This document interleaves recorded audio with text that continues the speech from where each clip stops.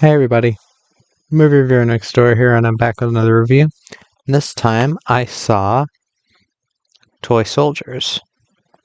This is a 1991 uh, action thriller, I guess, directed by Daniel Petrie Jr., and it stars Sean Astin, Will Wheaton, Keith Coogan, Andrew Divoff, Arlie Ermey, Denholm Elliott, and Louis Gossett Jr.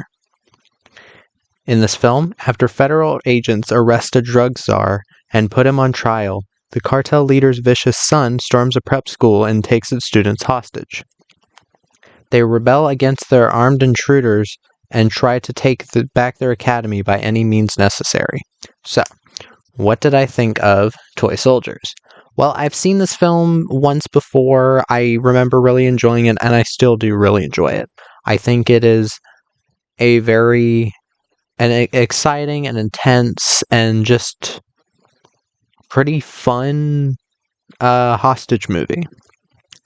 But I'll talk more about it after I get to the cast.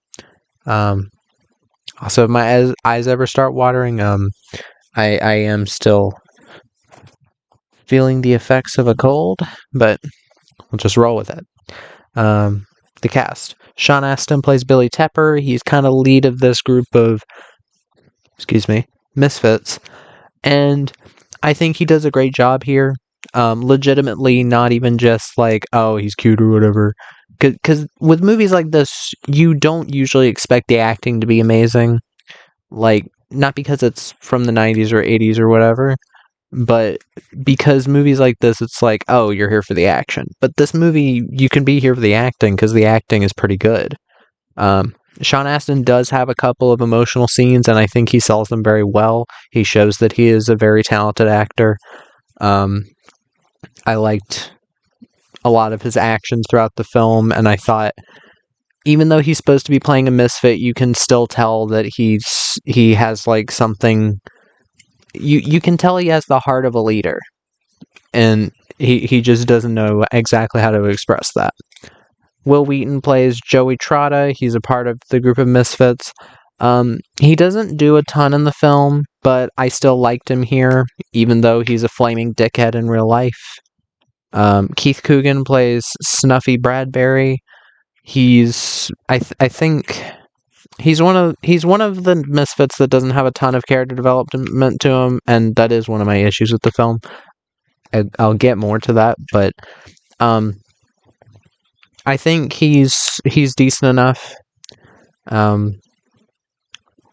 Andrew Divoff plays Louis Callie. He is our main villain of the film.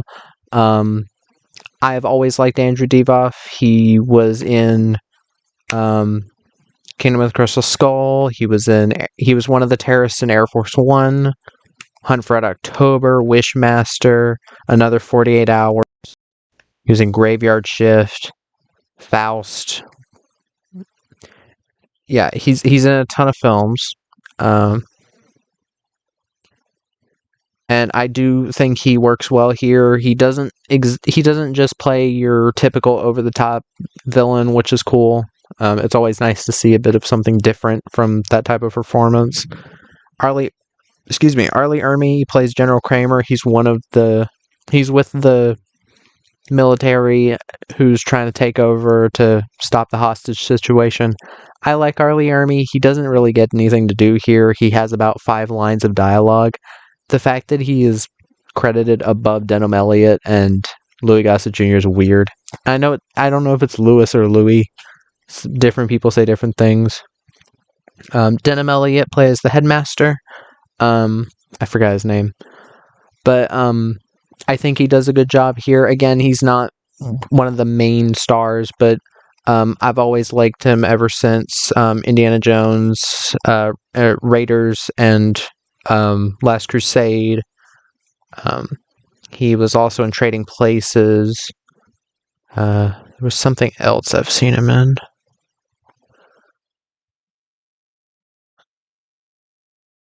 I know that I like him. And Louis Gossett Jr. as Dean Parker.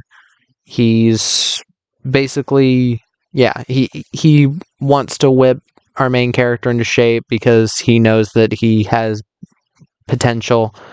I like that the director didn't direct him to just be a dick. He clearly means well and wants this kid to get better. And I do like that they didn't make it a black and white thing, or black and white as in like morality, not their skin color. But yeah, Toy Soldiers. This film, very easily, you could see this poster here. It's an action thriller, and you'd probably think, oh, the kids are. It's gonna be like Run, Hide, Fight, but earlier. Not exactly, and I still don't love this as much as I did Run, Hide, Fight, but it is a very similar type of film. A hostage situation in a high school, and kind of turns into an action film by the end. What I mean by that, when I say kinda, it's not. Some people might label this Die Hard in a prep school, or again, Die Hard in a school, but that's not really what this is. It's more of just a general hostage movie. You don't get action hero kids or anything like that. I think that's again a very. I think that kind of the fact that the only way you can create your opinion is to say, oh, is this movie is this other movie but in this location. It's really annoying. It's like when people compare every horror movie to Jaws, to Jaws, where they're like, this movie will do for hotel rooms what Jaws did for sharks. It's like annoying. But anyway, this film does set itself apart quite well, and I think that helps it a lot. The fact that it's not just another Die Hard like type of movie. I'm not gonna say clone, but another Die Hard type of movie. It's more so, kind of again a hostage film with a team effort type of thing to it, and it's more so set up for the conclusion. So you have our main characters, like our five main our five main misfits, and later two kids that they're basically stuck with in their room, kind of banding together to try to stop these terrorists alongside the military, which is accompanied by Louis Gossett Jr. And I tend to like movies like this. There's another movie from the 90s that has a very similar kind of thing to it called Executive Decision. I'd say I probably like this a little bit more than Executive Decision. I'd have to watch it again. I know some people are not big fans of that movie, but this film does tension extremely well. It's there are many moments that I was actually like, geez, this is intense. And it's very it's a combination of the direction, the acting, like people act like they would in real life, it seems, or like normal people would. It's not like super it's they don't make it overly dramatic here. Characters again aren't like action heroes in this, and there are a couple where the characters almost fuck up, and it does legitimately. This film does tension very, very well. And again, you've got at least two pretty well defined characters, but this is mainly Sean Astin's movie. One of my issues definitely with the film is that other than Sean Astin and kinda Wil Wheaton,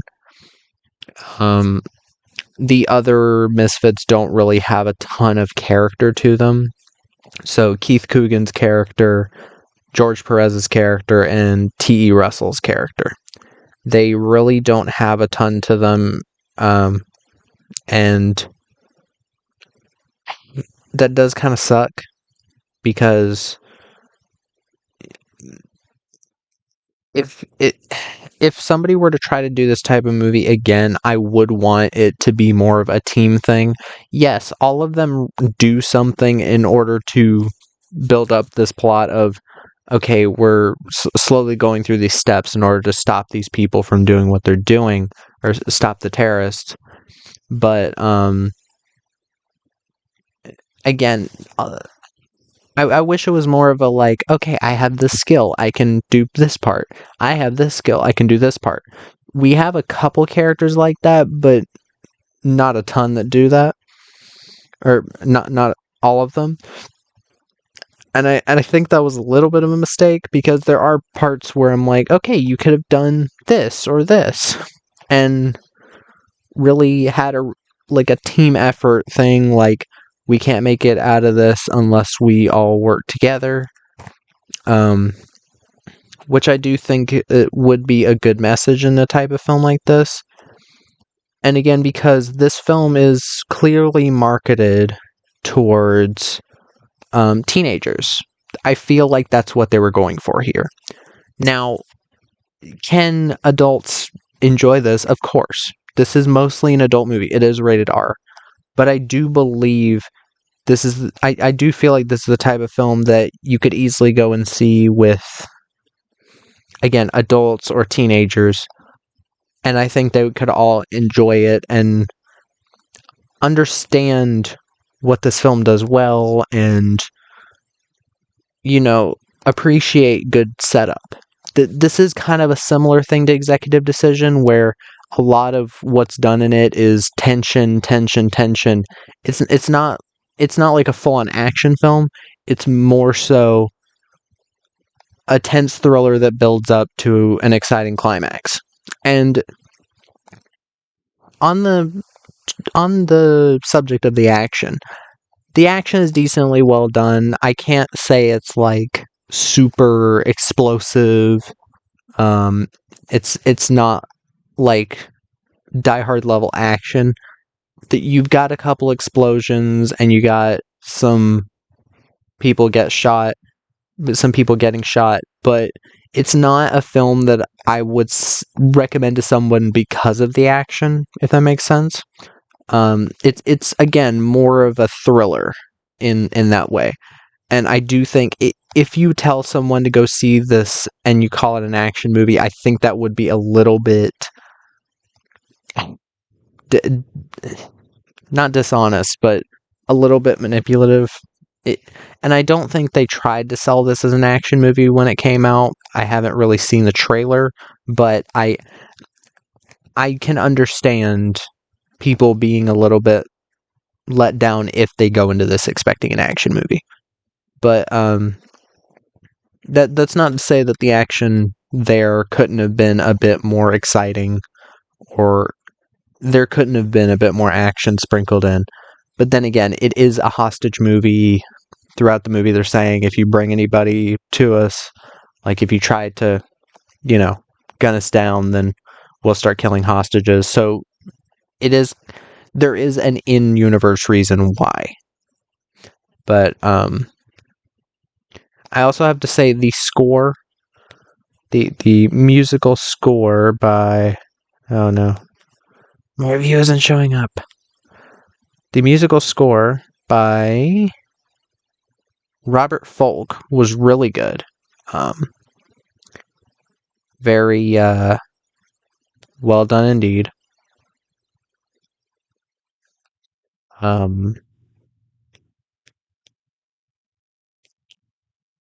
Sorry, I had to change something. But yeah, I'm trying to think of what else I would say about this film. If anything, I do wish there was a little bit more to the villain. But I can say that about a lot of films. That the villain it's not an issue that the villain doesn't have a lot of character, but I maybe wish that there was a little bit more to him.